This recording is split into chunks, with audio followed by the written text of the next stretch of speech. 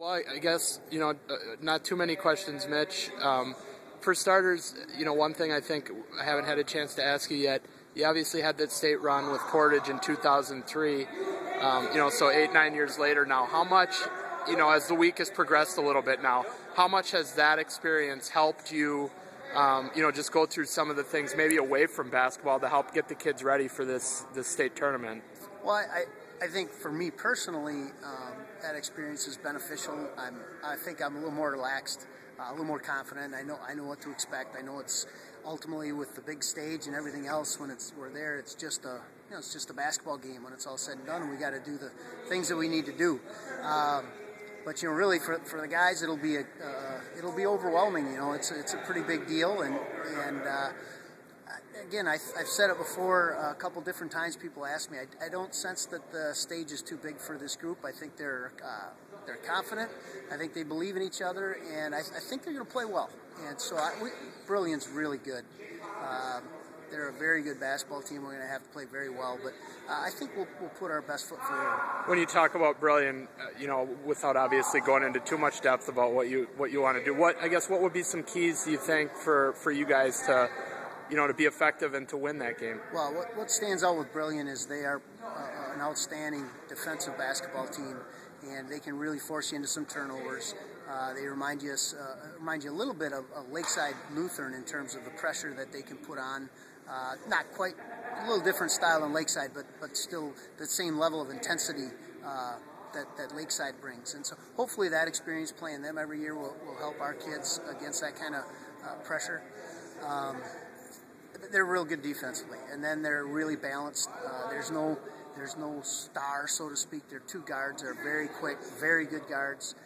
Their posts are 6'3", 6'4", but they play like they're 6'8", 6'6", 6'8", and they have some, a wing player that's just real steady, real solid. They're a fantastic team. How much time do you spend looking at Gail Ettrick-Trempolo and Marshall? Obviously, familiarity with Marshall is going to be a little more, considering the conference they're in with you guys. But how much time do you spend looking at those two teams, obviously hoping to win on Friday and wanting to be prepared on Saturday? None. All Friday night, huh? None Friday. Yeah, Friday night, hopefully. Yeah, before that they're not even a thought until we take care of business Friday, if we're fortunate enough, and we're prepared to get ready for them, but we won't think about them or do any preparations. It's one game season right now. Justin Ostrowski, for one, is a player that one of your players from 2003 that I've seen at a number of your games. Just talk a little bit about those guys, that connection, and what it means to you to see those guys come out and support you along the way here. Well, it's been 9 years. Those guys are getting married, having families, and doing those things, and a lot of those guys stay in touch.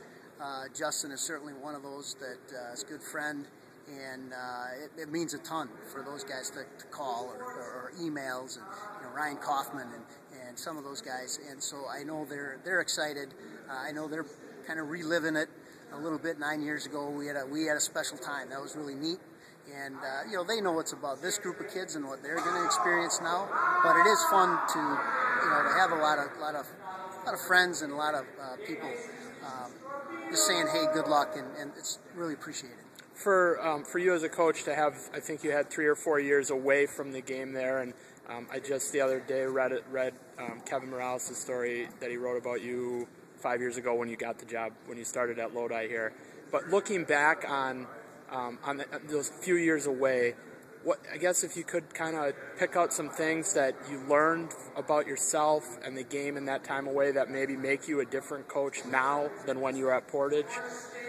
I think I learned I didn't need it. I think as young coaches you can put so much pressure on yourself, and I got burned out. I don't think I treated myself fairly. I don't know if that makes sense to a lot of people, but certainly some coaches I think it will.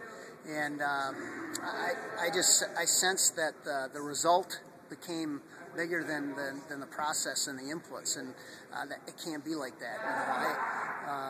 And so I think I learned a lot through that experience. I think I recognized that myself, and I was smart enough to get away from it for a couple of years. And then I came back because I wanted to, and I've enjoyed it. Even the lean years, we go back.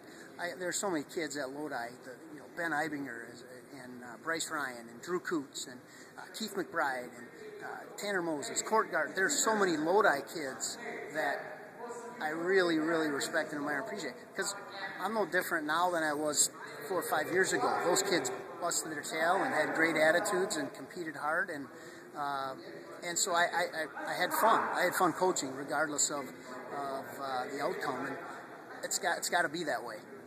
Finally, this is obviously a fun week for the kids, maybe a little more fun for them than for you. But how do you balance that, having fun and enjoying this experience that they've earned, and making sure that everything is, that the kids are focused, that you guys are focused, and that you're getting ready for basketball Friday? How do you balance that act? Sure, they're a pretty good group. They're fun, and they enjoy their time, and they're loose, and you can hear them in the background. They're done with practice, and they're a pretty loose group. They have a lot of fun together, and so it's got to be fun. That's what it's for. What I like about this group is they know for the hour and 20 minutes we're on the floor, hour and a half we're on the floor the next couple of days preparing, it's business, and they know what's ahead of them, and they have good perspective on that. So their work ethic has been tremendous, and they should enjoy it. They've worked hard to enjoy all of the stuff that goes along with it, and they're very appreciative of the support. I know Danny Padley, a couple of the guys have made comment of just how neat it is that the student body is supporting them, and the fans that are supporting them. So they're very appreciative, I think, of the experience, and they should be. They enjoy it. Anything else, Mitch?